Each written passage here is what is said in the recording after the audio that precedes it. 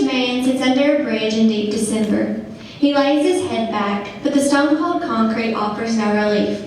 The sound of speeding cars echoes through his head. He begins to drift to sleep, only to be awakened by yet another blast of hunger through his belly. How did I get to this? He asks himself. And how can I ever get out? You probably have seen someone like this homeless man at some point in your lifetime. I can remember traveling to a big city as a child and looking out the window of my car and seeing streets filled with homeless people. I was intrigued, and yet even then I was appalled by the idea of not having a place to call home. I was even more appalled by the fact that nobody was doing anything about it. Why are people homeless, and why do we let people be homeless? Today, I'm going to evaluate these compelling questions using the Rotary 4-way test. First, is it the truth? According to an article by Homeless Voice, approximately 3.5 million Americans experience homelessness every year.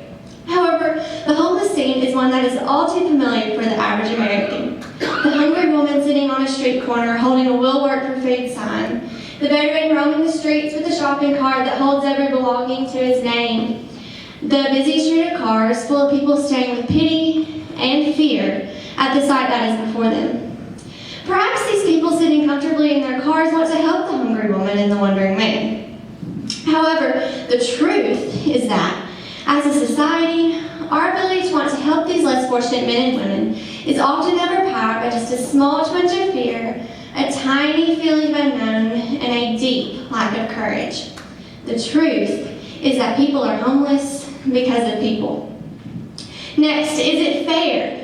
Is it fair that as people sleep in their heated and air-conditioned homes on memory foam mattresses, thousands wander the streets searching for a lone bench to sleep on? The homeless issue in America is certainly not fair.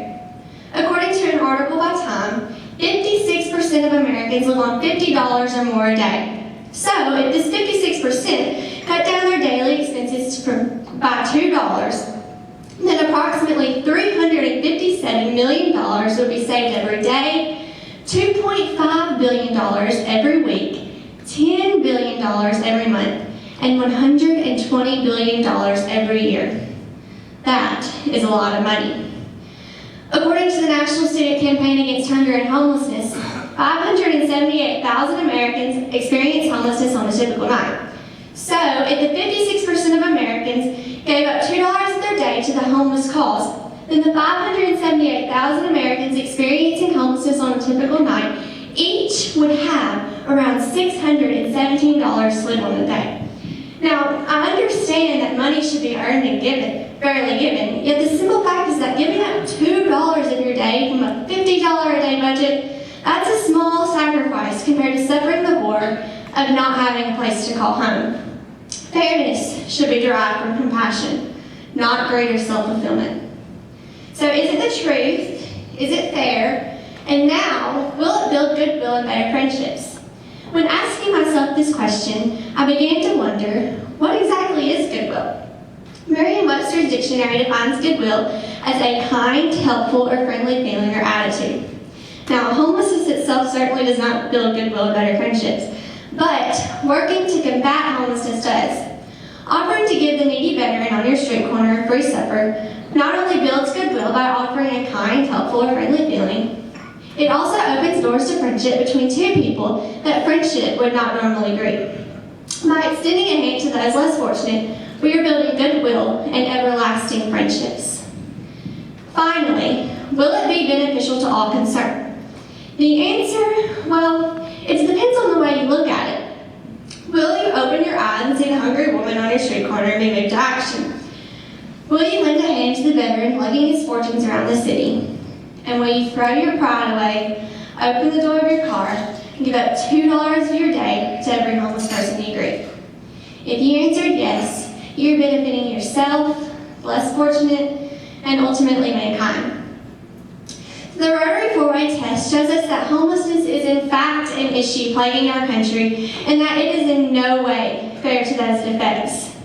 However, the 4-way test also shows us that by acting on the issue of homelessness, goodwill and friendships are built, while this country and this world are made better.